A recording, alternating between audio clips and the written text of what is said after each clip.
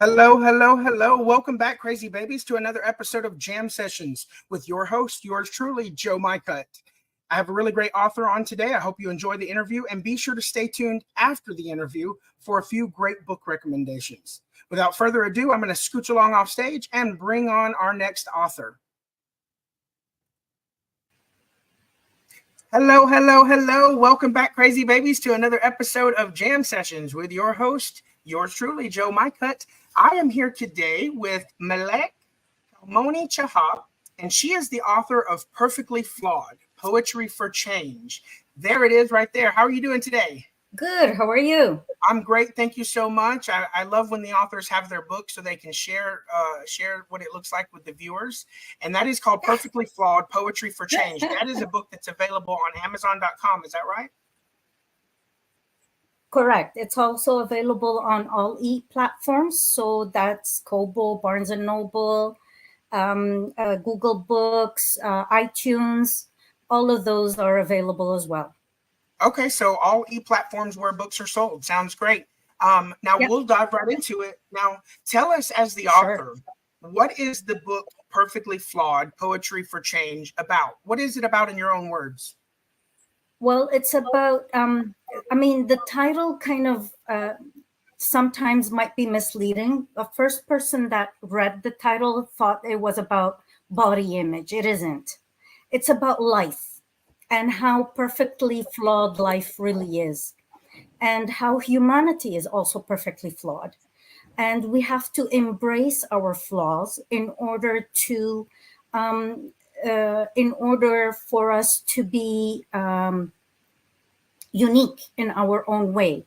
And in order for us to actually embrace our imperfections, we need to know what they are and use them as a tool in our environment.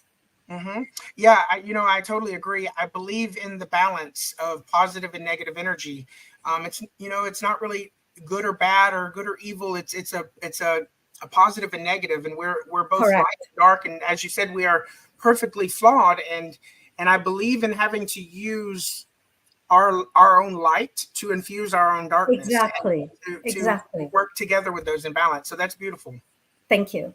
Absolutely. Now, on the cover of this book, I noticed for the cover art, you used the comedy and tragedy masks. Correct. Tell us what's the symbolism behind that?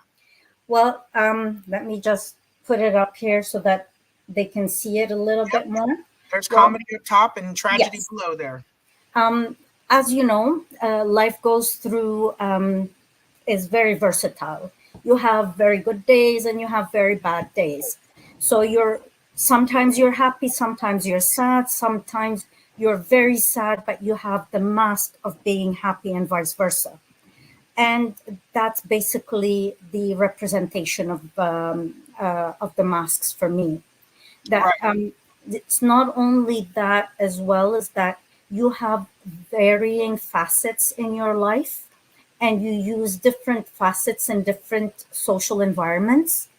And the major ones that you use are the happy and the sad. Right. We in society have the tradition of naming people. We have names, but Yeah. really, at the end of the day, we're the one with a thousand faces and Yes. no name really to be called. Exactly. Yeah. Our So identity is being disintegrated, or sort of that turned into one holistic identity. Or if you want, it's being divided into so many different parts that you don't have a whole anymore. exactly. Yeah. Well, we go through so many different aspects of life on a daily basis. We have our professional selves, our at-home selves, and like you said, Exactly. we're dealing with our emotions. So we're happy and we're sad, and it's like they say, all the world is a stage. Absolutely. I So, agree. those, And the show must go on. yes, the show must go on, and it will go on, whether you're ready or Absolutely. not. The curtains are going Exactly. to open. Exactly. Right. Exactly. And life Yeah. just kind of shoves you off of out of the backstage and onto stage, and kind of stumble on like, um, hello, and you have to be ready to go. So that's really great. I love that concept, and I love the usage of the comedy tragedy masks Hmm. to represent perfectly flawed. Yeah. Now, in your book, what would you say, if you were to say, as the author, might be one of the more powerful pieces or more impactful pieces, and why? Um, uh, I told you when we spoke yesterday on Facebook. I told you you're putting me on the spot because each poem has a meaning to me, and each one. I mean, one is for my youngest daughter, one is for my son, one is for my eldest daughter, one is for my husband, one is for the loss of my mother-in-law. A lot of them are. About post-colonialism and social criticism. Mm-hmm. Uh, the one that feels really that I really enjoy is titled. It's the one I've written for my husband, and it is titled "Masculinity," and it's Okay. written like this. If you can see. Yes, with mask. There's mask again. Exactly, exactly. Now, I've noticed that society has changed a man's role drastically in society today. So it feels like his role as the breadwinner, as the man of the house, as the sort of the man in his kingdom, Hmm. and the etiquette that goes with it. With no emotion. Yes, and the all of that has changed, and it's changed to such a degree that it feels to me like men today have lost something. Well, And I do agree. I agree on the whole as humanity, and e- individually, we do place roles on femininity and masculinity, exactly. and I think that what happens is we go to extremes Uh-huh. in order to address different situations. Yeah. We will go to the far extreme opposite of it, and then Yeah. we get stuck there and we get lost in imbalance in that direction. Exactly. And it's all about going out to the extremes, I think, and grabbing different little pieces of the experience and bringing it back to the whole, so you have a more rounded perspective. And that's we go back to the idea of identity. Hmm. I mean, because the identifiable roles have shifted so much, the idea of identity has been slowly dissolving. So you notice that men and women's characteristics have become interchangeable, and you have all of the new genders that we have to be able to communicate and understand. And honestly, it is very difficult. Yeah, and I think my perspective of it, the way that I feel it and look at it, it's I think we're coming to a place where humanity is recognizing the balance of the divine masculine and divine feminine that exist in all of us, the mother and the father. And we're, Yin and we're yang. right. We're in the comedy, the tragedy, the perfectly Right. flawed. Yeah. And I think what's happening is, in an effort to recognize these things that are surfacing to such a recognizable level today, society is the ones that require you to give it a name or give it a label. Right. And therefore, if we just, I think maybe if we just understood that we were all on a spectrum and we all exist with some different unique percentages of the balance of both, then we Mhm. would quit worrying about having to call it A, B, or C, and realize that we're all just a little mixture of all of it. Um, You just reminded me. I wrote a poem recently titled "Pride," and the poem is not about transgenders or gender identity per se. It is about mental illness and mental health. Actually, right. it was written in July, so it was the month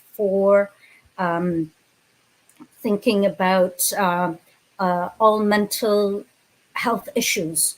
So, including people who have ADHD, autism, all of these people who are on the spectrum.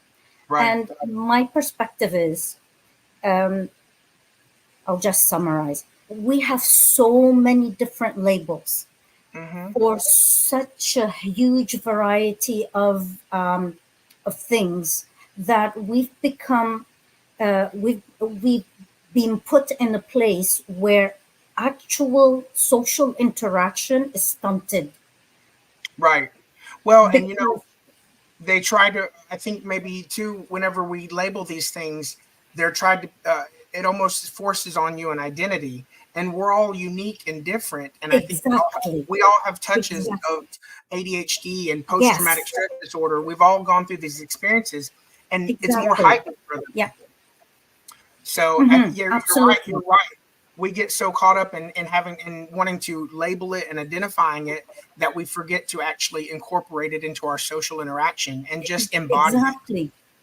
Like Yeah. I saw a video on Instagram a couple of days ago, and it was a normal person at a supermarket or whatnot, and someone comes in and he doesn't know the client the server at the grocery store doesn't know how to talk to the person in front of him because he doesn't know either the gender or how to speak with them because it's too ambiguous, Sure.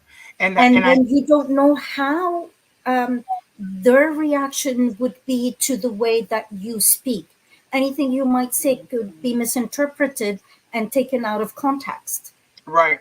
And I think too, people are so ready to think that this person is doing this purposefully to disrespect me.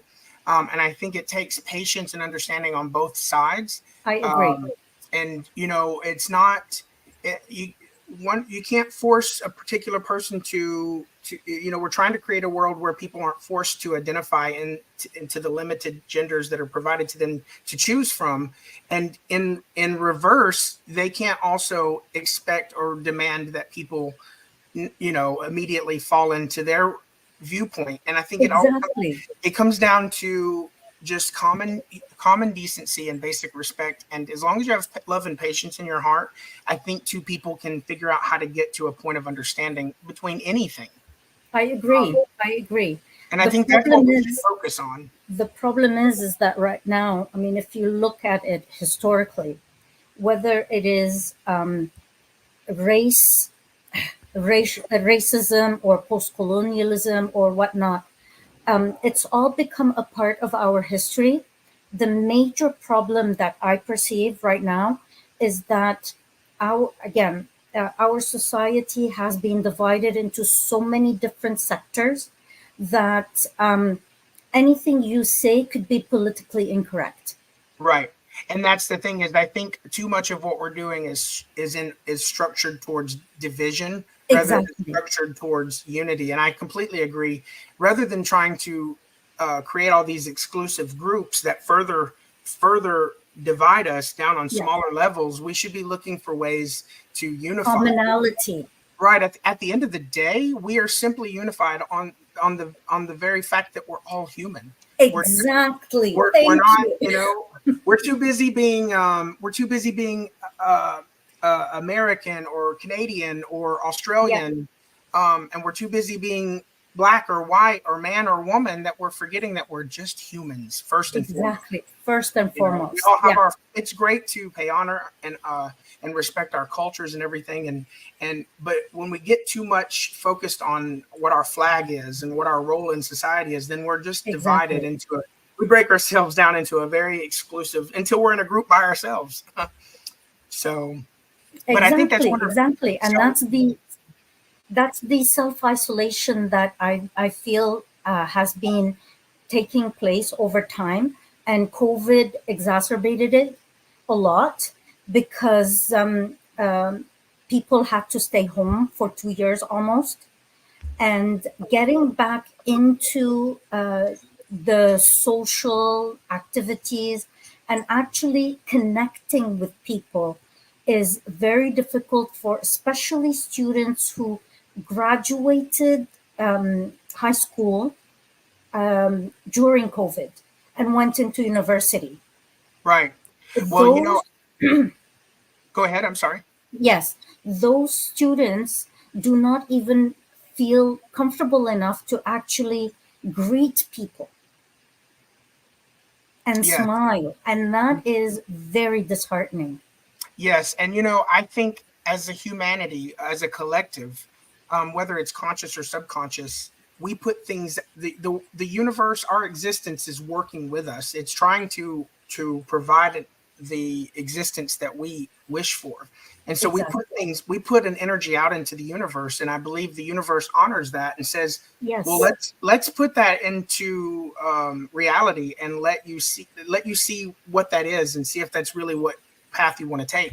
And so I think we're in such a transitional period. For the first time in humanity, we are facing things head on all at Mhm. once from so many angles, from war and Yes. discrimination and between countries, and it is all being laid out on the table, and we are deciding as a humanity who we want to be going forward. um, you Very know true.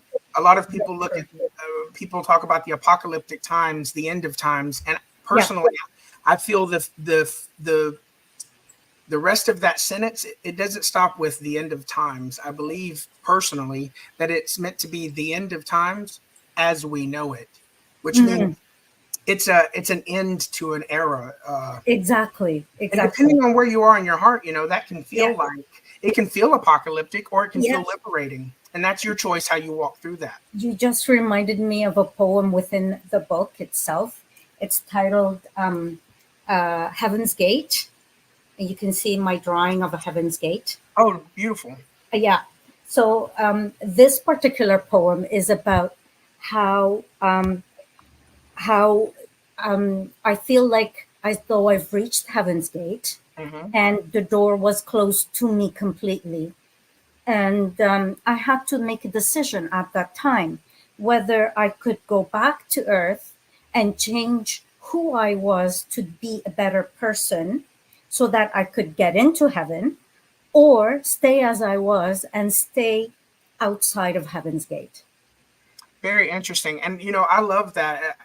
It, that's I believe that we all go through a personal point of reckoning. We go through a Yes. personal judgment. We weigh our own heart against the feather. Hmm. We do stand before our own gate. And Exactly. I think the quote unquote getting into heaven is becoming heaven, in order to exist within. Exactly. If like you and I existing in the same reality right now because we're vibing on the same frequency in order to Correct. exist right here in this time and space. Hmm. So to enter heaven, you very much have to vibrate at that frequency. You have to Correct. become that. And so Hmm. I think that's a real symbolic of a spiritual integration of who you are and what you want to be, and merging those things. Maybe. Very true.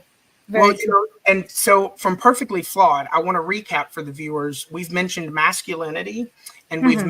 mentioned pride, and then we've Hmm. mentioned Heaven's No, Gate. pride is not in the book. Oh, it's not in the Pride is book. not, no. I said it was recent right, Okay, well maybe but it will be Heaven's Gate is in the book. and masculinity. Okay, I want to point out Yeah. to the viewers to check those two out. I always like to put a little dog ear on the author's mentions because there's a reason Hmm. they're mentioned. Yeah. So now let me ask you, what I think we've figured this out throughout our conversation, but what or who inspires you as an author to write? When you're writing, what's the inspiration behind it? You know, I first started writing when I went back to university after having three kids. So I went back, I was 30. And I was approximately either the same age as my professors or older at some points. Right. So my relationship with the professors was more of a camaraderie, more friendship, and more along the lines of More of a peer. social help, you know, social support or mentorship, Right. you know.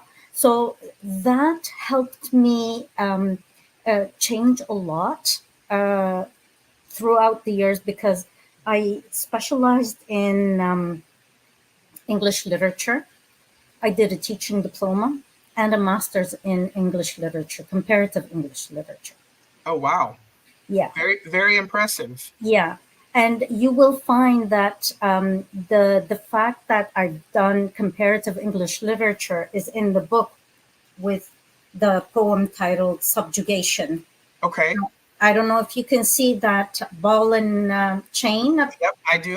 Yeah, my drawing again. I love that. I love the integration of art with literary art. Yeah, and it's very basic. My drawings are very, very basic, honestly, but I think they're very symbolic in the sense that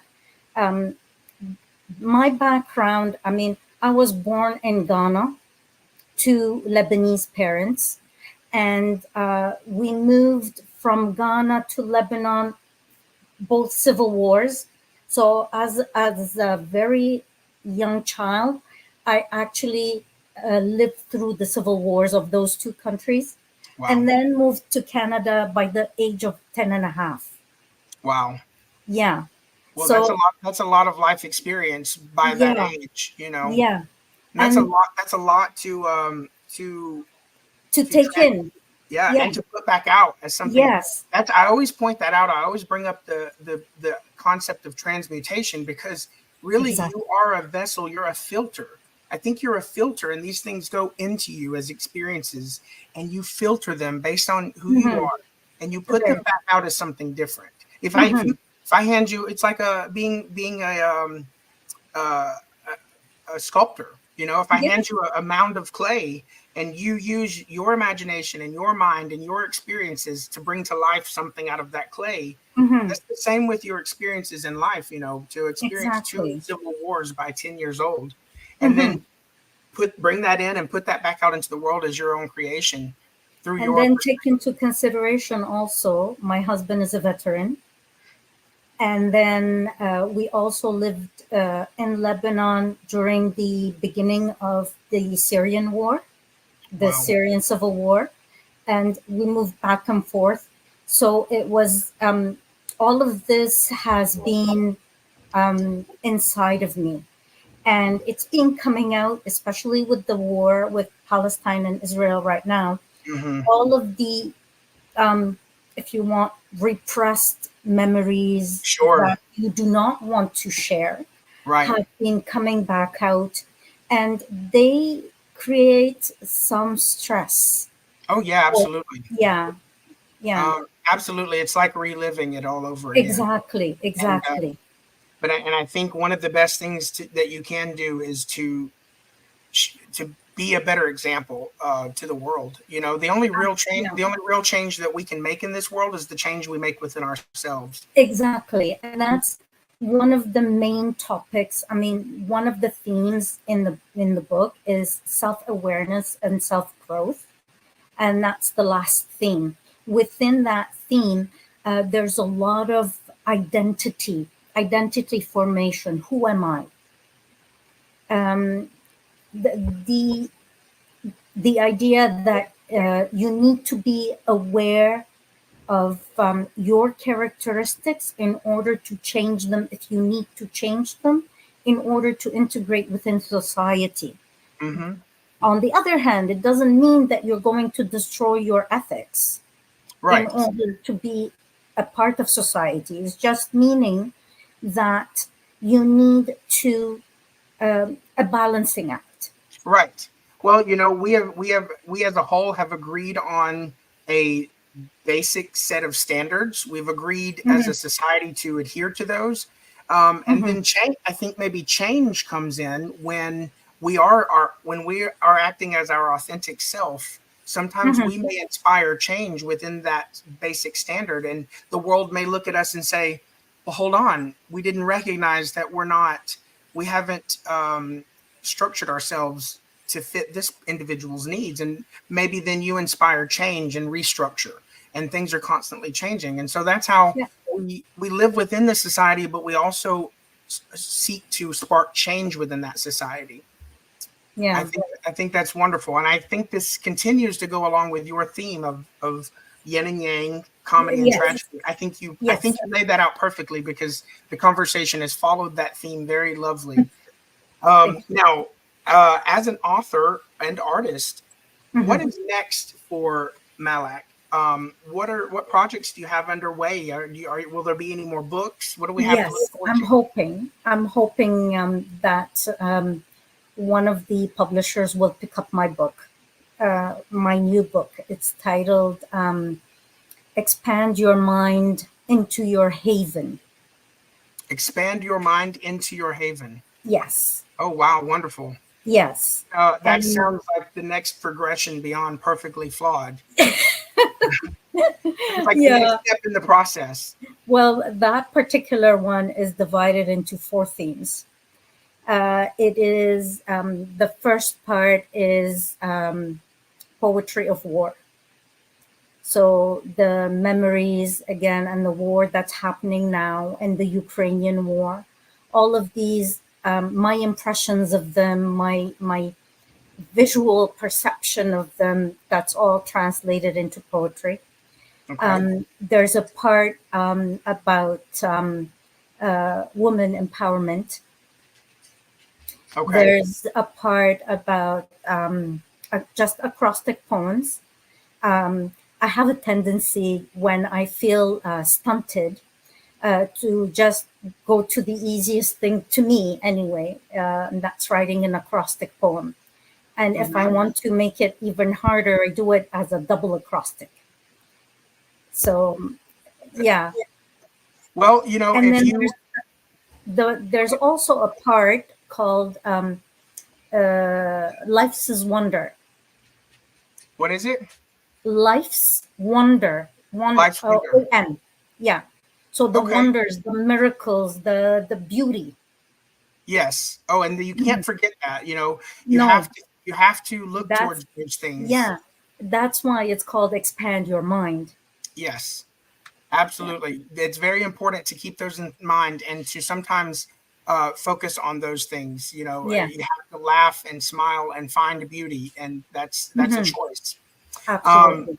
well, I tell you, it's been absolutely phenomenal. My puppy dog there is making I uh, noticed. What kind he's of making puppy? that's Yogi Bear. He's part pit bull. Oh, you heard me say his name. Mm-hmm. He's part pit bull and part boxer, and he's been with me since he was a baby, and we're going on 8 years. My best friend. Mm. Yeah, we Sometimes, have a German Shepherd. yeah. Oh, really? Yeah. Mm. Sometimes I think they're better humans than we are. Yeah, They, my youngest daughter would agree with you because she's applying for veterinary school right now. oh, wow. So Yes. she has a T-shirt that says, the meaning is that she prefers animals to humans, basically. Yeah. Well, one of my favorite sayings is, I hope to be the person my dog thinks I am, because Yes, absolutely. they look at you like you can do no wrong. Exactly. And I hope to Yeah. be a fraction of the person that my dog looks at me and thinks me to be. Yeah. So yeah, a wonderful sentiment. It has been an absolute pleasure having you on, and I thank you so much for the beautiful conversation Thank and you. diving into I, some I of forgot. I forgot to mention one thing. what's that? I actually was on the list of the Canadian Book Club Awards, the Oh list of wow, finalists. So it's right very. there. Oh, it's on your book. That is Yeah. amazing. Yeah. Congratulations. Thank That's a you. big deal. So I just wanted to mention that as well, Yes, that's because wonderful to mention. yeah, it was a great honor. I was just like flabbergasted when I got it. I know that is it's such an honor to have our work rewarded. It's so Yes, therapeutic to actually do the work, but when it's also recognized, it's exactly, like coming full circle. Now, exactly, I do exactly. encourage the readers and the viewers to go grab a copy of Perfectly Flawed Poetry for Change by Malak Kalmoni Cehab. And if you do grab a copy of the book, make sure to leave her a review. That helps the Please, algorithm, and we love to hear your feedback. So Yes, in the meantime, maybe we will have you back on when you do your next book. And it's been an hopefully. absolute pleasure. It was for me as well. Thank you very much for having me. Thank you. Until next time, crazy babies. Okay. Bye-bye. All right, crazy babies. I hope you enjoyed today's episode of Jam Sessions with today's author. Be sure to check out their book and grab a copy. Also, check these great books out. My children's book called Beautiful Boy by Joseph Mykut, available on Amazon.com. A great collection of poetry by Alicia Hodge, titled I May Be a Romantic, But I'm Not Hopeless, available on Amazon.com. Another great collection of poetry by Marie Dawn Moldovan, titled 20 Years of Winter, also available on Amazon.com. And last but not least, this is the first book, Vocus Honomarum, in a series, a 7-book series titled Philly Der Bedlam. Again, this is the first book that is out and available, Vocus Honomarum. It's also available on Amazon.com. Be sure to stay tuned. Right after this, I'm going to leave you with a teaser video about that series. The author not only directed and produced this video, but he also created the music that you'll hear in the background. Enjoy.